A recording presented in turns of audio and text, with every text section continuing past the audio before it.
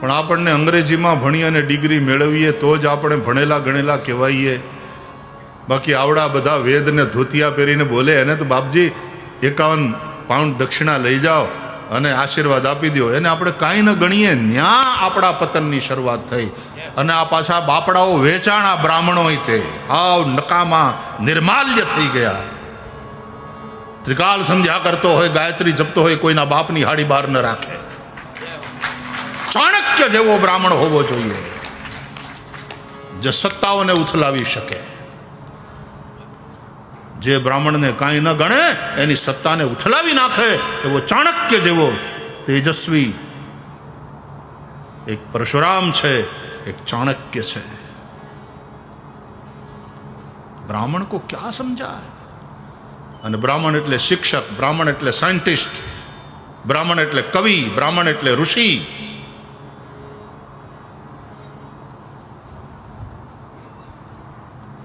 ડોલરિયા દોડલિયા માટે વેચાઈ જાય નહીં, બ્રાહ્મણ તેજસ્વી બને.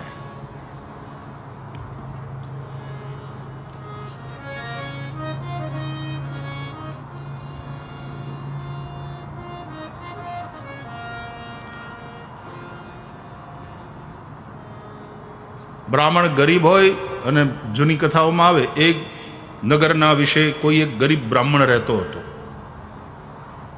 કોઈ નગરના વિશે એક ધનવાન બ્રાહ્મણ રહેતો હતો. એવું બહુ ઓછું જાણવા મળે, સાંભળવા મળે.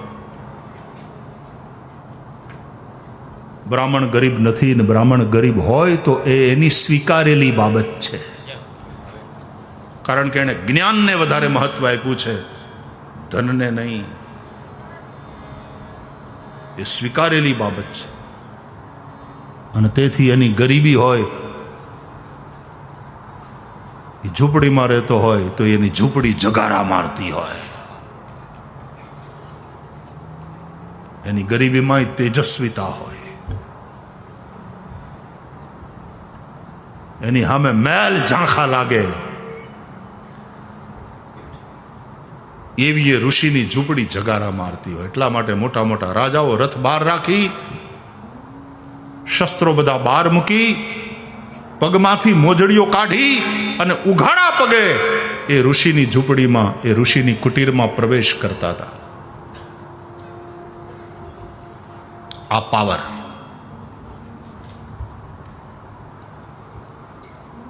પણ તમે ધનને માટે થઈને ભિખારી થઈ જાઓ તો પૂરું થઈ ગયું,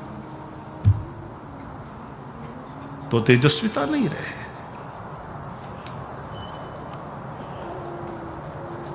અને છતાંય બ્રાહ્મણ સૌનો બાપ બની અને સૌના કલ્યાણ માટે, સૌના મંગલ માટેની પ્રાર્થના કરે, અને સૌના કલ્યાણ માટે સાચું કહે. એને ઉપદેશ અને શિખામણના બોલ સાચા, એનું કલ્યાણ થાય એટલા માટે. એને કાંઈ જોતું નથી કોઈની પાસેથી. એ તો આશીર્વાદ આપનારો છે, સૌના માટે પ્રાર્થના કરનારો છે.